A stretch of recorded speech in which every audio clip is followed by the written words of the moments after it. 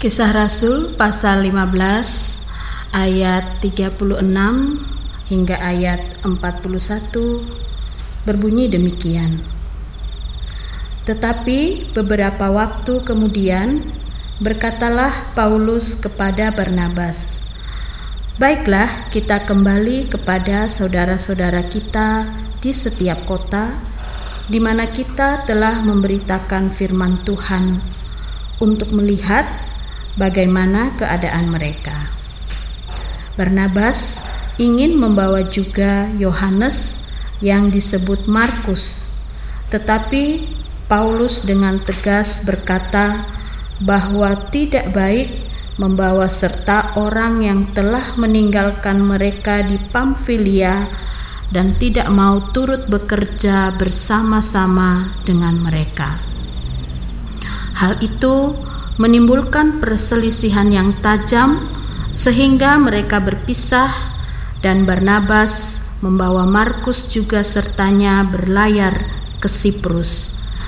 Tetapi Paulus memilih Silas, dan sesudah diserahkan oleh saudara-saudara itu kepada kasih karunia Tuhan, berangkatlah ia mengelilingi Syria dan Kilikia sambil meneguhkan jemaat-jemaat di situ. Mari kita berdoa. Bapa di surga, kami telah membaca sebagian dari firman-Mu dan kami rindu merenungkannya. Berfirmanlah kepada kami ya Tuhan, kami siap mendengar. Dalam nama Yesus kami berdoa. Amin. Saudara-saudara yang terkasih di dalam Tuhan, apa yang bisa kita pelajari dari sebuah kesalahan yang sudah dilakukan? Sering sekali yang terjadi adalah bahwa kesalahan yang diperbuat tidak menghasilkan apa-apa, baik bagi orang yang melakukan kesalahan, juga bagi orang-orang lain yang menerima dampak dari kesalahan tersebut. Yang sering sekali kita jumpai adalah bahwa kesalahan yang diperbuat menghasilkan sesuatu yang bersifat negatif. Entahkah itu merusak relasi, entahkah itu membuat seseorang kehilangan kepercayaan, atau bahkan lebih parah lagi, kesalahan yang diperbuat oleh seseorang mengakibatkan dia harus kehilangan masa depan yang baik. Bagian firman Tuhan yang kita baca barusan ini mengisahkan sebuah kesalahan yang dilakukan oleh seorang yang bernama Markus, yang kemudian mengakibatkan perselisihan yang tajam. Disebutkan di dalam ayat yang ke-39, perselisihan yang tajam antara Paulus dan Barnabas. Markus yang pada awalnya di dalam Kisah Para Rasul pasal 13 ayat 13 dicatat telah meninggalkan Paulus dan Barnabas di dalam perjalanan misi pertama yang mereka lakukan. Ia meninggalkan Paulus dan Barnabas dan tidak melanjutkan perjalanan misi mereka bersama-sama itu.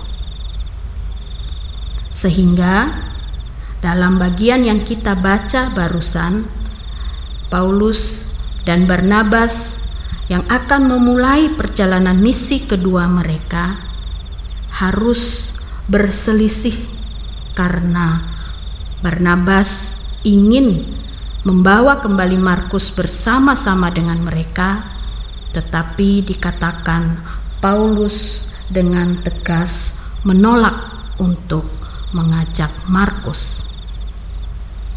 Akibatnya, Paulus dan Barnabas harus berpisah.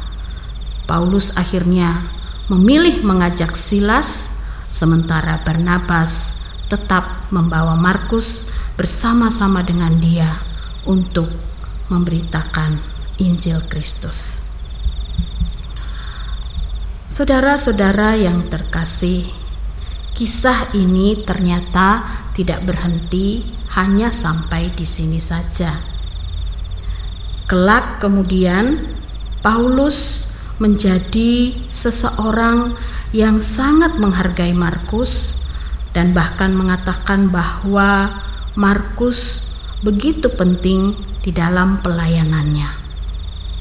Kita bisa baca di dalam 2 Timotius pasal 4 ayat 11 atau Kolose pasal 4 ayat 10. Saudara-saudara yang terkasih, apa yang bisa dipelajari dari kesalahan?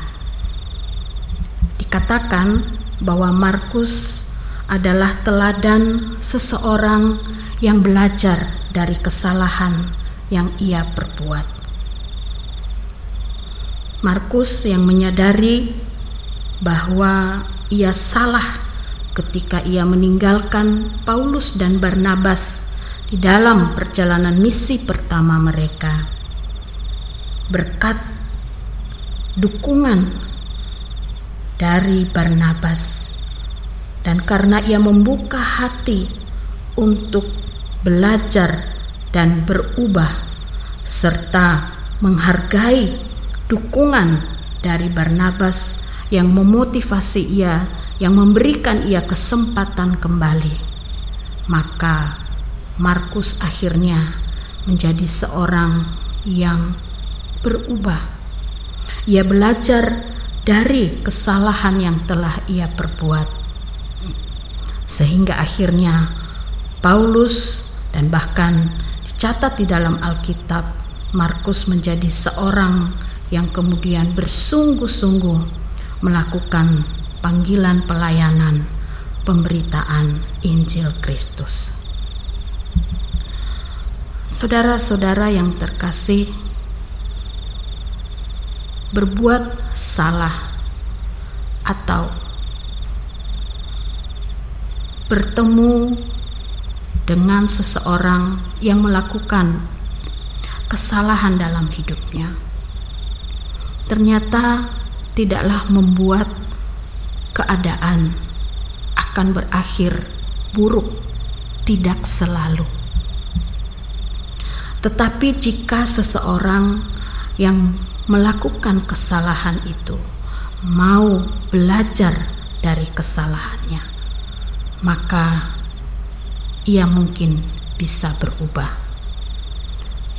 Dan jika seseorang atau jika kita bertemu, berelasi dengan orang yang melakukan kesalahan dan kita tidak menghakimi, tetapi kita justru mendukung dan memotivasi dia untuk berubah dan belajar dari kesalahannya, maka kita akan lihat hasil yang baik di mana seseorang tersebut bisa berubah dan menjadi lebih baik. Markus dikatakan adalah teladan seseorang yang belajar dari kesalahan.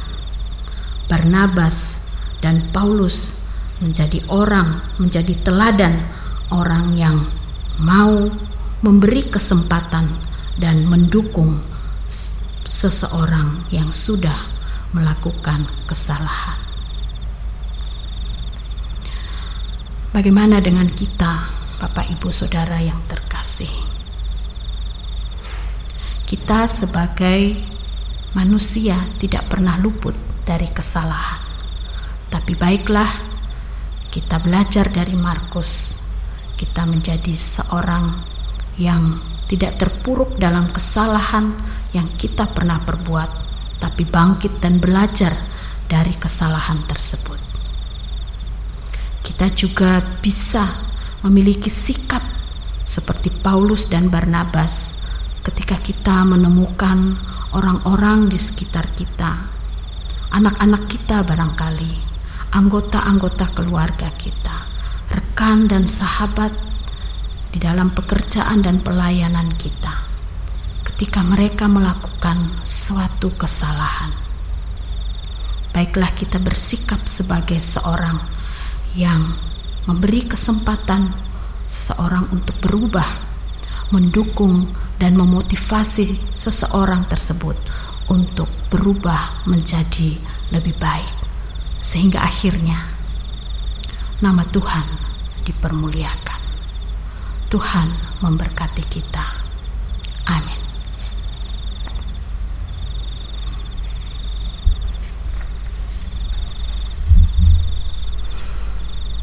Mari kita berdoa.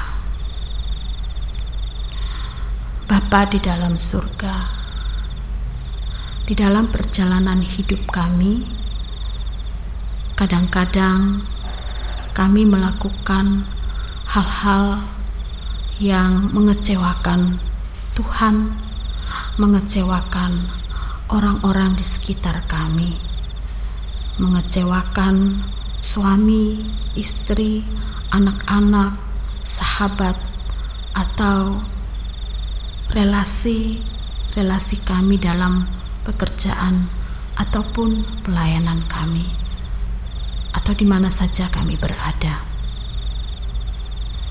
Tuhan, mampukanlah kami menjadi pribadi-pribadi yang mau belajar dari kesalahan tersebut, dan dengan pertolongan, dengan kuasa dari Tuhan, kami mampu bangkit dari kegagalan, dari kesalahan kami, dan berubah menjadi pribadi yang lebih baik, yang menyenangkan hati Tuhan, menyenangkan hati orang-orang yang ada di sekitar kami. Tolong dan mampukanlah kami, ya Tuhan.